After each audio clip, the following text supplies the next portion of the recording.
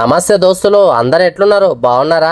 గీయాలైతే మన తెలంగాణలో చిన్న తిరుపతిగా పిలుచుకునేది మన్నెంకొండ దగ్గరికి అయితే వచ్చేసినాం. గీడైతే అచ్చంగా తిరుపతి ఎంకన్న లాగానే దేవుడు దర్శనమిస్తాడు. మా అమ్మ కోరిక మేరకు తన తలనీరాలు ఆ దేవుని కర్పించడానికి మనమైతే మన్నెంకొండకు వచ్చేసినాం. ఇక్కడికి వచ్చే భక్తుల మొక్కులు అలాంటివి. మరి ఎంట్రెన్స్ లో చూస్తే మత్స్య కూర్మ, వరాహ, నరసింహ, వామన స్వామివారి 10 అవతారాలు మనకు చిత్రలేఖనంలో కనిపిస్తాయి. పరశురామ, శ్రీరామ, బలరామ, శ్రీకృష్ణ, కలికి అవతారాలు కూడా మనకు దర్శనమిస్తాయి. ఈ పుణ్యక్షేత్రం పైన ఎక్కడ చూసినా మనకు ఆ ఆంజనేయ స్వామి వానరులే కనిపిస్తూ ఉంటాయి. ఈ గుడికి అయితే ఒక గొప్ప చరిత్రే ఉంది. ఆ చరిత్ర నేను ఒక నిమిషంలో మాత్రం అస్సలు చెప్పలేను. స్వామివారిని దర్శనం చేసుకున్న వీడియో మీకు చూపించలేకపోతున్నా, కానీ దర్శనం మాత్రం నాకు చాలా బాగా అయింది. నేను వచ్చింది నార్మల్ టైంలో కాబట్టి భక్తులు చాలా తక్కువే ఉన్నారు. దర్శనం అయిపోయి బయటకు వచ్చిన మాకు అచ్చం ఆ తిరుపతిలో ఉన్నట్టుగానే స్వచ్ఛమైన గాలులు వీస్తుంటే మనసు అయితే ప్రశాంతంగా అనిపించింది. ఇక నేను తెచ్చిన కొబ్బరికాయను ఆ శివయ్యకు మనస్ఫూర్తిగా అర్పించి బయటికి వచ్చి ప్రశాంతంగా కొద్దిసేపు కూర్చొని ఆ ఆంజనేయ స్వామికి మనం తెచ్చుకున్న ప్రసాదాన్ని కొద్దిగా నైవేద్యంగా ఇచ్చాను. ఇక మొత్తం మీద ఆ స్వామి వారిని మొక్కుకొని రిటర్న్ హైదరాబాద్ కి అయితే బయలుదేరిపోయాను. మరి మన్నెంకొండకి ఎంత మంది వెళ్ళారు అనేది నాకు కామెంట్ చేయండి. మరిన్ని వీడియో కోసం నన్ను ఫాలో అయిపోండి.